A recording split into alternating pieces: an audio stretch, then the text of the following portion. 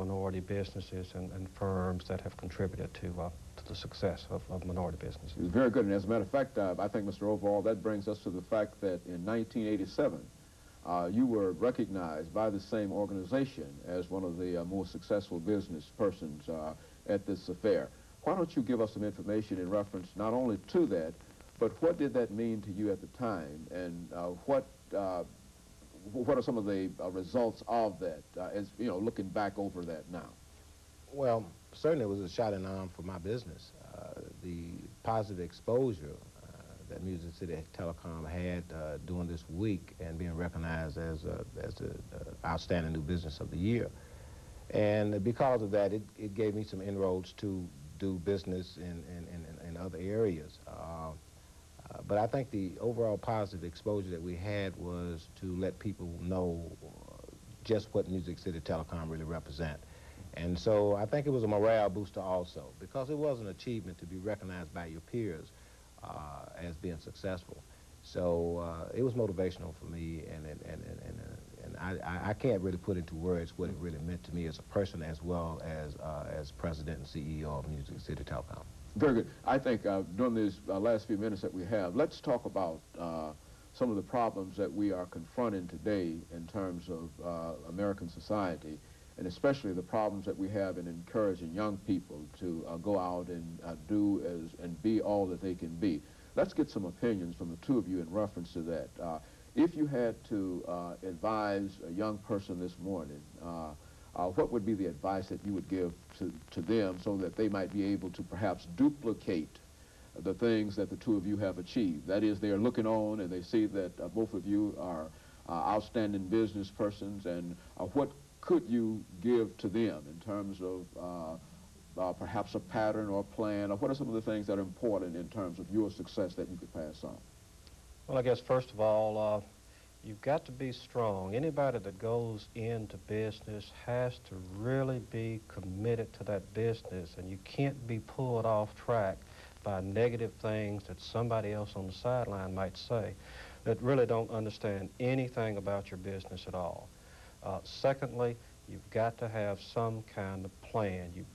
You might have it in your head, but you've got to put it on paper, and you've got to work that plan. Now, in working that plan, you're going to come across obstacles from time to time that you're going to need to move around.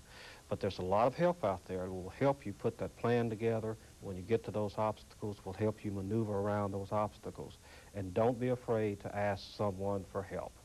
Very good. And of course, we've got about 4 minutes, Mr. Overall. Let's again reflect upon some of the things that you consider to be important that you might pass on to those who might be watching this morning.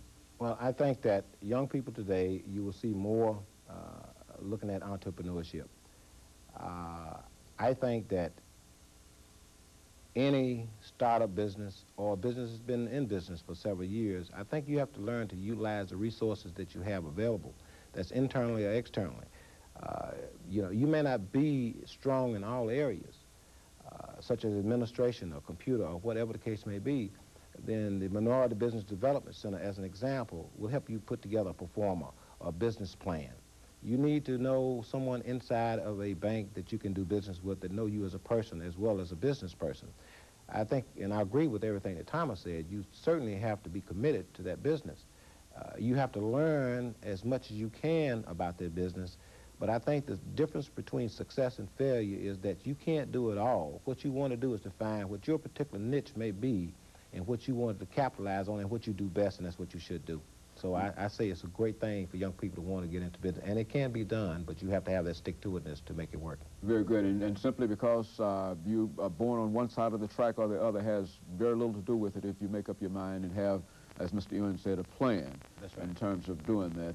And of course, the Business Center, I think Mr. Ewing has already indicated, can lay out a plan for achievement. Very good.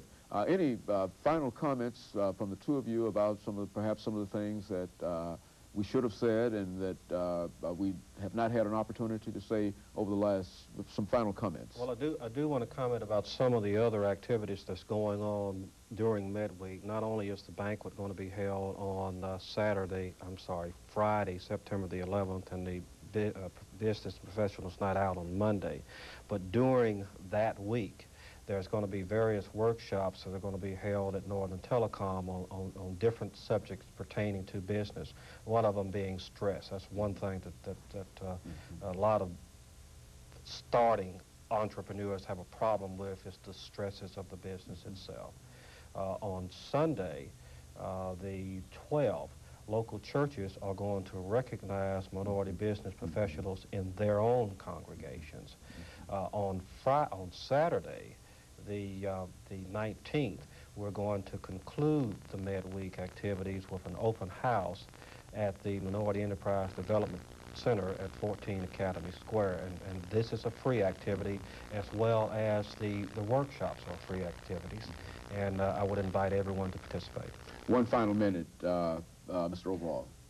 I'd just like to add the fact that per the Chamber of Commerce, it has been said that, and I believe this, that Nashville is one of the better places, one of the top cities in this country for a startup business. And it's that way primarily because of the diversity that we have in Nashville as an educational center, as an industrial area, in the Middle Tennessee area, I should say. At one time, we were the 5th largest printing industry. We have 16, 17 colleges and universities here right in Davidson County. And of course, country and western music. So Nashville is an excellent place to do business for a startup business, and I think that if we understand the diversity of this great city, then we will and should have more people trying to get into business, because Nashville has a lot to offer for a startup business. Very good. And of course, finally, that date for the Minority Enterprise Development Week is, Mr. Ewing? September the 11th through the 19th. September 11th through the 19th. And of course, many other activities are planned between those days, and we would simply encourage people to come out and become a part of that, especially if you are a minority business owner, that this can do tremendous things for you, of course, as you have already testified to that, Mr. Overall. And let me thank both of you for coming by and giving us the kind of information and the kind of encouragement I think that you've given us. And again, let me encourage you to tune in again next week for another informative edition of Comments. And again, if you have an opportunity to attend this activity between September the 11th and September the 16th. And let me thank you and good morning.